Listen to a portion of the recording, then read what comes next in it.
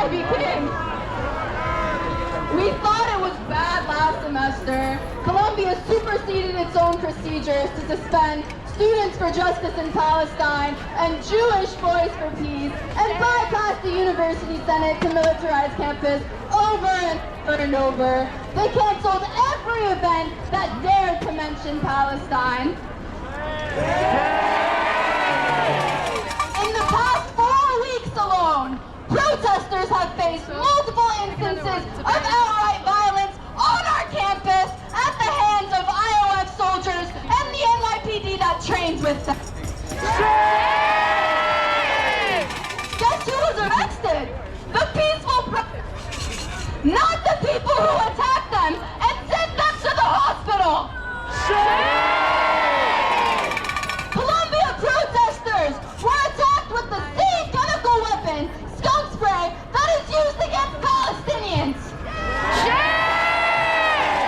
They were punched in the face and the stomach, had arms dislocated, were suffocated using neon neck tactics, slammed against cars, verbally berated and harassed, and arrested by the NYPD Strategic Response Group, the same group that targeted Black Lives Matter protesters in 2020.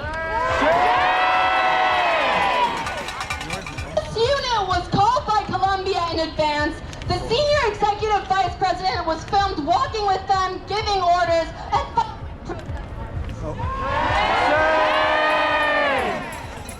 crackdown is only getting worse. Palestinian students are losing their housing, their financial aid, and even their student status for speaking out. Grieving students are getting doxxed and smeared.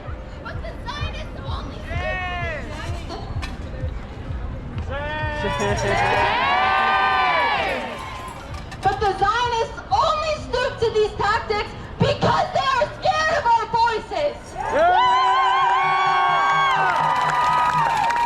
And we refuse to be silenced.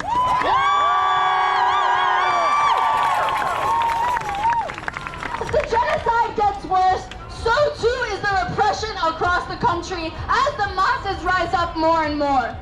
What the imperialist Columbia administration and the imperialist U.S. government don't realize is that it is backfiring. All they are doing is showing every single one of us that systems of oppression are linked. They are showing every marginalized person that there is no such thing as freedom without the freedom of Palestinians. Their attempts to manufacture consent to genocide are dissolving into dust. Every time we start focusing too much on academic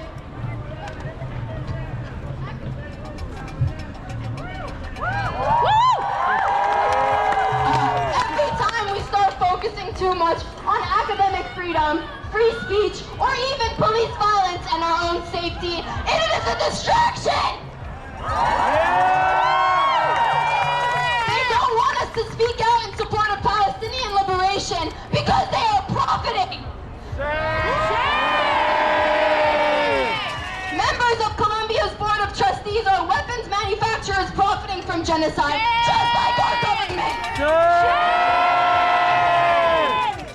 The Zionist state has killed over 30,000 Palestinians, used white phosphorus, cut off humanitarian aid, and violated every tenet of international law in the book. The Zionist state has been charged with genocide in front of the ICJ as their ministers continue to openly call for settlements and ethnic cleansing the way they've been ethnic cleansing for over a century. The U.S. is calling to disband UNRWA and sending more money to them. The mainstream news is ignoring all of this and facilitating this because they are profiting. And you want us to be silent? This is not about us. We may be writing the numbers of the National Lawyers Guild on our arms, but our people are writing their names on their hands in order to identify themselves in case they are blown up by Israeli airstrikes funded by our money. Farmers are carrying the remains of their kids in plastic bags. Our brave men are being lined up and executed. The same stories our families have told us about the 1948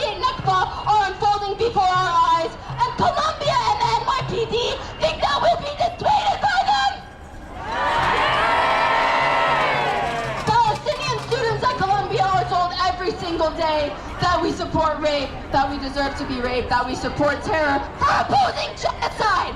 Colombia is hosting an event tomorrow about sexual violence with the war criminal Hillary Clinton and the same person.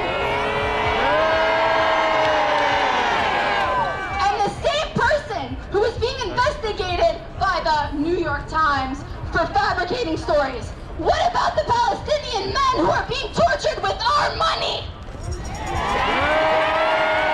What about the terror inflicted on our people with our money by the Zionist state every single day, right now, and for the past 100 years? Zionist students at Columbia openly call for genocide every single day. A student who posted a nuke map and called for all Palestinian men over the age of 12 to be executed was found not to have violated university policy. And we are told that our chants are genocide.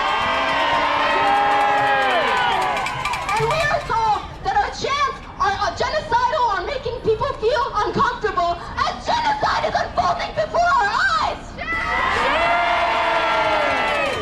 New York is cutting off funding for public libraries. People sleep in the streets all over the country. At Columbia, many first-generation low-income studies struggle to make ends meet. And you want us to allow our tuition and taxes to kill more people? Yay! Palestinians have the right to live and to resist their oppression, and we have the right to use our free speech to support them.